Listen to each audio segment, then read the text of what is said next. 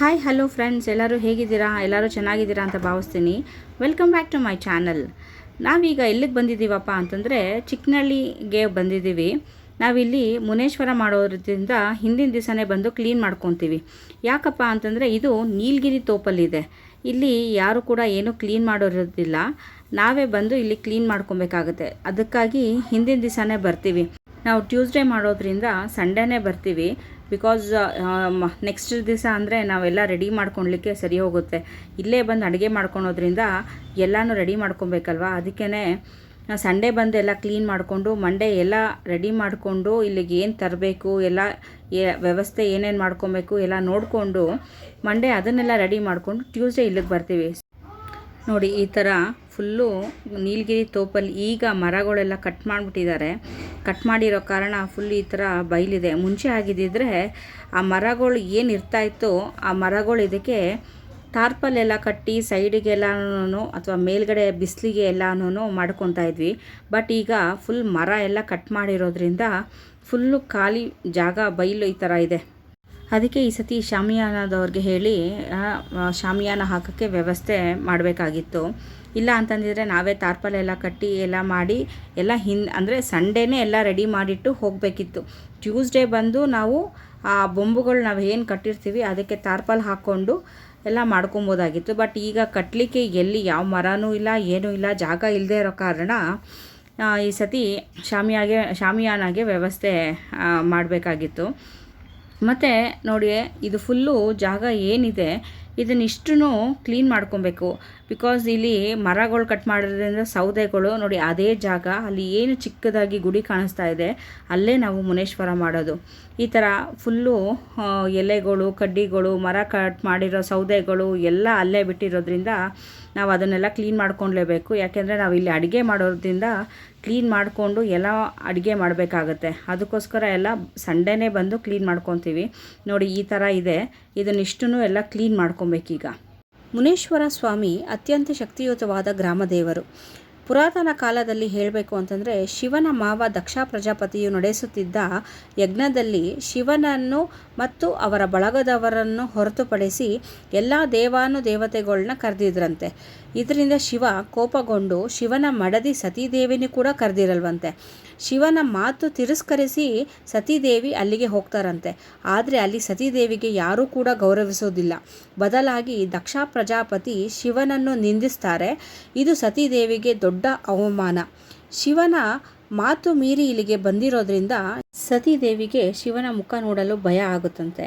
ಹಾಗಾಗಿ ಅವರು ಕಾಲ ಬೆರಳಿನಲ್ಲೇ ಬೆಂಕಿಯನ್ನು ಸೃಷ್ಟಿಸಿ ಅದರಲ್ಲಿ ಅವರ ದೇಹವನ್ನು ದಹನವಾಗಿಸಿಕೊಳ್ತಾರಂತೆ. ಸತೀದೇವಿ ಮರಣದ ವಿಷಯ ಕೇಳಿ ಶಿವ ಉಗ್ರ ರೂಪ ತಾಳ್ತಾರೆ. ಆ ಸಮಯದಲ್ಲಿ ಶಿವ ತಾಂಡವ ಮಾಡ್ತಾರೆ. ಶಿವನ ಮುಖದಿಂದ ಬೆವರಿನ ಹನಿ ಬೀಳುತ್ತೆ. ಅದೇ ಮುನೇಶ್ವರ ಸ್ವಾಮಿ ರೂಪ ಪಡೆದುಕೊಳ್ಳುತ್ತದೆ.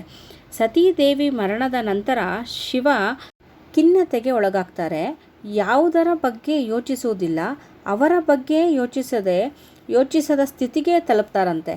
ಆದರೆ ಆ ಸಮಯದಲ್ಲಿ ಅವರ ಭಕ್ತರ ನೆರವಿಗೆ ಮುನೇಶ್ವರ ಸ್ವಾಮಿಯನ್ನು ನೇಮಿಸ್ತಾರಂತೆ. ಅಂದಿನಿಂದ ಮುನೇಶ್ವರ ಸ್ವಾಮಿ ಶಿವನ ಭಕ್ತರಿಗೆ ರಕ್ಷಕರಾಗಿರ್ತಾರೆ. ಈಗ ನೋಡಿ, ಇದು ಚಪ್ರ ಕಟ್ಟಲಿಕ್ಕೆ ಎಲ್ಲ ರೆಡಿ ಮಾಡ್ತಾ ಇದ್ದಾರೆ. ಯಾಕೆ ಅಂತಂದರೆ ಅವತ್ತೇ ಬಂದು ಎಲ್ಲನೂ ಮಾಡಲಿಕ್ಕಾಗೋದಿಲ್ವಲ್ಲ. ಅದಕ್ಕಾಗಿ ಇಲ್ಲಿ ಬೊಂಬುಗಳನ್ನೆಲ್ಲ ನೆಟ್ಟು, ಅಂದರೆ ಹೊಂಗೆ ಮರದ ಕಡ್ಡಿಗಳನ್ನೆಲ್ಲ ಕಟ್ ಮಾಡಿ ಅದನ್ನು ಈ ಚಪ್ರ ಹಾಕಲಿಕ್ಕೆ, ಅಂದರೆ ಮುಂದೆ ಅಕ್ಕಯಮ್ಮನ ಕೂರಿಸ್ತೀವಿ ಮತ್ತು ಎದುರುಗಡೆ ಮುನೇಶ್ವರನ ಮಾಡ್ತೀವಿ. ಅದಕ್ಕಾಗಿ ಈ ಮುಂದುಗಡೆ ಚಪ್ರ ಹಾಕಬೇಕಲ್ಲ, ಅಕ್ಕಯಮ್ಮನ ನಾವು ಮಾಡಿದಾಗ ಇಲ್ಲಿ ಚಪ್ರ ಹಾಕಬೇಕಲ್ಲ, ಅದಕ್ಕೋಸ್ಕರ ಇದನ್ನೆಲ್ಲ ರೆಡಿ ಮಾಡ್ಕೊತಾ ಇದ್ದಾರೆ. ಮತ್ತು ನಾವು ಅಲ್ಲೆಲ್ಲ ಕೆಲಸ ಮುಗಿಸಿ ಕ್ಲೀನ್ ಎಲ್ಲ ಮಾಡಿ ಹೊರಡೋ ಟೈಮಿಗೆ ನಾವಲ್ಲಿ ಸುಮಾರು ಒಂದು 7-8 ಹೊಂಗೆ ಮರಗಳನ್ನ ನೆಟ್ಟಿದ್ವಿ ನಾವು. ಅದು ಸುಮಾರು 2 ವರ್ಷ ಆಯಿತು ಅಂತ ಅಂದ್ಕೊತೀನಿ. ಆದರೂ ಇಷ್ಟೇ ಆಗಿದೆ. ಅದು ಎಲ್ಲಿ ಮೇಕೆ ಅಥವಾ ಹಸುಗಳೇನಾದರೂ ಅದನ್ನು ತಿನ್ಕೊತಾ ಇದೆಯಾ ಏನೋ ಅಂತ ಗೊತ್ತಿಲ್ಲ. ಆದರೆ ಕಡ್ಡಿ ಮಾತ್ರ ಬರ್ತಾ ಇದೆ, ಉದ್ದ ಆಗಿದೆ. ಆದರೆ ಎಲೆಗಳು ಏನು ಚಿಗುರಿದೆ ಅದು ಯಾವುದೂ ಇಲ್ಲ. ಅದಕ್ಕಾಗಿ ಈ ಸತಿ ಯೂರಿಯಾ ತೊಗೊಂಬಂದು ಹಾಕ್ತಾಯಿದ್ದೀವಿ. ಮಿಕ್ಸ್ ಮಾಡಿ ನೀರಲ್ಲಿ ಅದಕ್ಕೆ ಎಲ್ಲ ಹಾಕ್ತಾಯಿದ್ದೀವಿ. ಹೋಗೋ ಟೈಮ್ಗೆ ಇದಕ್ಕೆಲ್ಲ ಹಾಕಿ ಮಿಕ್ಕಿರೋ ನೀರು ಏನು ತಂದಿದ್ದೀವಿ ನಾವು ಅದನ್ನೆಲ್ಲ ಗಿಡಗಳಿಗೆ ಹಾಕಿ ಹೋಗ್ತೀವಿ. ಮತ್ತು ಮಳೆ ಬಂದಾಗ ಅದಕ್ಕೆ ನೀರು ಇಲ್ಲ ಅಂತಂದರೆ ಪಾಪ ಹಾಕ್ಲಿಕ್ಕೆ ಆಗೋದಿಲ್ವಲ್ಲ. ಅದಕ್ಕಾಗಿ ಇವಾಗೆಲ್ಲ ನಾವು ಬಂದಾಗೇನೆ ಒಂದು ಎಷ್ಟು ಬಾಟಲ್ಸ್ ಅಂದರೆ 25 ಲೀಟರ್ಸ್ ನೀರು ನಾವೇನು ತಂದಿರ್ತೀವಿ ಅದನ್ನೆಲ್ಲ ಗಿಡಕ್ಕೆ ಹಾಕಿ ನಾವು ಹೋಗ್ತೀವಿ. ಮತ್ತು ನಾವು ನೆಕ್ಸ್ಟ್ ಮಂಗಳವಾರ ಬಂದಾಗ ಒಂದಷ್ಟು ಬಾಟಲ್ಸಲ್ಲಿ ಮತ್ತೆ ನೀರು ತರ್ತೀವಿ. ಮತ್ತೆ ನೋಡಿ ಇಲ್ಲಿ ಅಲ್ಲೇ ಎದುರುಗಡೆನೇ ಒಂದು ಮನೆ ಇದೆ. ಇವ್ರ ಹತ್ರ ಪಾಪ ನೀರು ಕೇಳಿದ್ರೆ ಕೊಡ್ತಾರೆ. ಅದಕ್ಕೆ ಹೇಳೋದಲ್ವಾ, ಹಳ್ಳಿಯವರು ಏನೇ ಸಹಾಯ ಬೇಕಾದರೂ ಮಾಡ್ತಾರೆ ಅಂತ. ಅವ್ರ ಹತ್ರನೂ ನೀರು ಇಸ್ಕೊಂಡು ಅಲ್ಲಿ ಹಾಕಿ ಹೋಗ್ತೀವಿ ನಾವು. ಆಗಿನ ಕಾಲದಲ್ಲಿ ದುಷ್ಟಶಕ್ತಿಯಿಂದ ರಕ್ಷಿಸಲು ಊರಾಚೆ ಈ ದೇವರನ್ನ ಸ್ಥಾಪಿಸ್ತಿದ್ರಂತೆ. ಈ ದೇವರು ಶಿವನ ಉಗ್ರ ರೂಪದಲ್ಲಿ ಇರುವಾಗ ಅವತರಿಸಿದ ಕಾರಣ ಅವರು ಕೂಡ ಉಗ್ರ ರೂಪದ ದೇವರಾಗಿರ್ತಾರೆ. ಅವರನ್ನು ಶಾಂತಪಡಿಸಲು ಆಗಾಗ ಪ್ರಾಣಿಗಳನ್ನು ಬಲಿ ಕೊಡ್ತಾರೆ. ಮತ್ತು ಈ ದೇವರಿಗೆ ಉಪ್ಪು ಹಾಕದಂಥ ಮೊಸರನ್ನು ನೈವೇದ್ಯ ಮಾಡ್ತಾರೆ. ಮೊದಲು ಈ ದೇವರನ್ನ ಮುನಿ ಎಂಬ ಹೆಸರಿನಿಂದ ಮಾತ್ರ ಕರೆಯುತ್ತಿದ್ರಂತೆ. ಆದರೆ ಶಿವ ಅವರ ಕೆಲಸ ಹಾಗೂ ಭಕ್ತಿಗೆ ಮೆಚ್ಚಿ ಈಶ್ವರ ಎಂದು ಹೆಸರನ್ನು ಬಹುಮಾನವಾಗಿ ಕೊಡ್ತಾರಂತೆ. ಆಗಿನಿಂದ ಮುನೇಶ್ವರ ಎಂದು ಎಲ್ಲರೂ ಕರೆಯುತ್ತಾರಂತೆ. ಆಗಿನಿಂದ ಮುನೇಶ್ವರ ಸ್ವಾಮಿ ಅಂತ ಹೆಸರು ಬಂದಿರೋದು. ಈಗ ನಾವು ಪೂಜೆಗೆಲ್ಲ ಸಿದ್ಧತೆ ಮಾಡ್ಕೊಂಡ್ವಿ.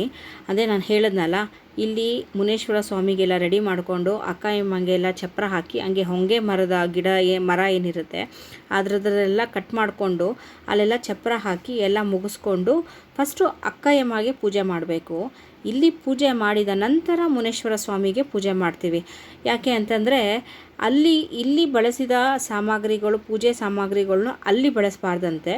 ಇಲ್ಲಿ ಸಪ್ರೇಟಾಗಿ ಪೂಜೆ ಸಾಮಾನು ತಂದು ಇಲ್ಲಿ ಪೂಜೆ ಮಾಡಬೇಕು. ಇಲ್ಲಿ ಪೂಜೆ ಮಾಡಿ ಅಕ್ಕಯ್ಯಮ್ಮಂಗೆಲ್ಲ ಪೂಜೆ ಮಾಡಿ ಎಲ್ಲ ಆದಮೇಲೆ ನಂತರ ಮುನೇಶ್ವರ ಸ್ವಾಮಿಗೆ ಪೂಜೆ ಮಾಡಿ ಅಲ್ಲಿ ಎಡೆ ಹಾಕಿ ಎಲ್ಲ ಪೂಜೆ ಮಾಡ್ತೀವಿ. ಈಗ ನಾವು ಎಷ್ಟು ಜನ ಹೋಗಿದ್ದೀವಿ, ಇಲ್ಲಿ ಎಲ್ಲರೂ ಅಂದರೆ ನಾವು 3 ಮನೆಯಿಂದನೂ ಎಲ್ಲ ಅವ್ರವ್ರ ಮನೆಯಿಂದ ನಾವು ಪೂಜೆ ಸಾಮಾನು ತರ್ತೀವಲ್ಲ, ಅದನ್ನೆಲ್ಲ ಇಟ್ಟು ಅವರು ಪೂಜೆ ಮಾಡ್ತಾಯಿದ್ದಾರೆ. ಒಬ್ಬರಾದ್ಮೇಲೆ ಒಬ್ಬರು ಪೂಜೆ ಮುಗಿಸ್ಕೊತಾ ಇದ್ದೀವಿ. ಇಲ್ಲಿ ಪೂಜೆ ಮುಗಿಸ್ಕೊಂಡ ಮೇಲೆ ನಾನು ಹೇಳಿದ್ನಲ್ಲ, ಮುನೇಶ್ವರ ಸ್ವಾಮಿಗೆ ಪೂಜೆ ಮಾಡಬೇಕು. ಇಲ್ಲಿ ನೋಡಿ, ಇಲ್ಲಿ ಮೊಸರನ್ನ ನೈವೇದ್ಯ ಬಿಟ್ಟು ಪೂಜೆ ಮಾಡಬೇಕು. ಮೊಸರನ್ನ ಮತ್ತು ಮೊಟ್ಟೆ ಇಡ್ತೀವಿ. ಇಲ್ಲಿ ಎಲ್ಲ ಪೂಜೆ ಮುಗಿಸಿದ ಮೇಲೆ ಅಕ್ಕಯ್ಯಮ್ಮನ ಎದುರುಗಡೆ ಈ ಥರ ಪಚ್ಚೆ ಕಟ್ತೀವಿ. ಯಾಕೆ ಅಂತಂದರೆ ಮುನೇಶ್ವರನ ಎದುರುಗಡೆ ಕೋಳಿ ಕಟ್ ಮಾಡಬೇಕಾದ್ರೆ ಅಕ್ಕಯ್ಯಮ್ಮ ದೇವರಿಗೆ ಕಾಣಿಸ್ಬಾರ್ದಂತೆ. ಅದಕ್ಕಾಗಿ ಎಲ್ಲ ಕೋಳಿ ಎಲ್ಲ ಕಟ್ ಮಾಡಿ ಎಲ್ಲ ಕ್ಲೀನ್ ಮಾಡಿಸಿ ಎಲ್ಲ ಮಾಡಿದ್ಮೇಲೆ ಇಲ್ಲಿ ಅಡುಗೆಗೆ ತಯಾರು ಮಾಡ್ಕೊತೀವಿ. ಒಬ್ರೊಬ್ಬರು ಒಂದೊಂದು ಮಾಡ್ಕೊತೀವಿ. ಇಲ್ಲಿ ಗಾಳಿ ತುಂಬಾ ಜೋರಾಗಿತ್ತು ಅವತ್ತು. ಅದಕ್ಕಾಗಿ ಅಲ್ಲಿ ನಮ್ಮ ಅಕ್ಕನೂ ಮತ್ತು ಅಣ್ಣ ಆ ಕಡೆ ಚಾಪೆನೇ ಅಡ್ಡ ಕಟ್ತಾ ಇದ್ದಾರೆ. ಇಲ್ಲಿ ನಮ್ಮ ಊರ್ಗಿತಿ ಚಿಕನ್ ಸಾಂಬಾರು ಮಾಡ್ತಾಯಿದ್ದಾರೆ. ಇವ್ರು ಚಿಕನ್ ಸಾಂಬಾರು ಮಾಡೋದ್ರಲ್ಲಿ ಎಕ್ಸ್ಪರ್ಟು. ತುಂಬ ಚೆನ್ನಾಗಿರುತ್ತೆ ಇವರು ಚಿಕನ್ ಸಾಂಬಾರು ಮಾಡೋದು. ಆ್ಯಕ್ಚುಲಿ ನಮ್ಮ ಮನೆಯಲ್ಲಿ ನನಗೆ, ನನ್ನ ಹಸ್ಬೆಂಡಿಗೆ, ನನ್ನ ಮಕ್ಕಳಿಗೆ ತುಂಬ ಇಷ್ಟ. ಇವ್ರು ಮಾಡಿದಾಗೆಲ್ಲ ಹೇಳ್ತಾ ಇರ್ತೀವಿ ಜಾಸ್ತಿ ಮಾಡಿ ಅಂತ ಅಂದ್ಬಿಟ್ಟು. ಅದಕ್ಕಾಗಿ ಪಾಪ ಅವ್ರು ಯಾವಾಗಲೂ ಅಷ್ಟೇನೆ ಮಾಡಿದಾಗೆಲ್ಲ ಜಾಸ್ತಿ ಅಂದರೆ ಮಸಾಲೆನ ಜಾಸ್ತಿ ಹಾಕ್ಕೊಂಡು ಬರ್ತಾರೆ. ಅವ್ರ ಹತ್ರ ಮಸಾಲೆ ಹೇಳಿಸ್ಕೊಂಡ್ರು ಕೂಡ ನಾವು ಮನೇಲಿ ಟ್ರೈ ಮಾಡ್ತೀವಿ ಅಂತಂದರೆ ಆ ಟೇಸ್ಟ್ ಬರೋದಿಲ್ಲ. ಅವ್ರ ಕೈ ರುಚಿ ಅವ್ರಿಗೇನೆ. ಇನ್ನೊಂದು ಕಡೆ ನಾನು ಪೆಪ್ಪರ್ ಚಿಕನ್ಗೆ ರೆಡಿ ಮಾಡ್ಕೊತಾ ಇದ್ದೀನಿ. ಪೆಪ್ಪರ್ ಚಿಕನ್ಗೆ ಮಸಾಲೆ ಹಾಕ್ತಾಯಿದ್ದೀನಿ. ಕೋಳಿ ಆಗಿರೋದ್ರಿಂದ ಅವ್ರು ಮಾಡ್ತಾ ಇರೋದು ಅಂದರೆ ಕೋಳಿ ಇರುತ್ತಲ್ಲ ಹುಂಜ, ಅದರಲ್ಲಿ ಸಾರು ಮಾಡ್ತಾಯಿದ್ದಾರೆ. ನಾನು ಕೋಳಿಯಲ್ಲಿ ಪೆಪ್ಪರ್ ಫ್ರೈ ಮಾಡ್ತಾಯಿದ್ದೀವಿ. ತುಂಬ ಬಿಸಿಲಾಗಿರೋ ಕಾರಣ ನನ್ನ ಹಸ್ಬೆಂಡ್ಗೆ ಸ್ವಲ್ಪ ಕೂಲಾಗಿ ಏನಾದ್ರು ತೊಗೊಬನ್ನಿ ಅಂತಂದರೆ ಮಿರಿಂಡ ತೊಗೊಂಬಂದಿದ್ರು. ಎಲ್ಲರೂ ತಣ್ಣಗೆ ಮಿರಿಂಡ ಕುಡ್ಕೊಂಡು ಅಡುಗೆ ಮಾಡ್ತಾಯಿದ್ದೀವಿ. ಬಿಕಾಸ್ ಈ ಸತಿ ಸ್ವಲ್ಪ ಜನ ಆಗಿರೋದ್ರಿಂದ ಅಷ್ಟು ರಿಸ್ಕ್ ಇರಲಿಲ್ಲ.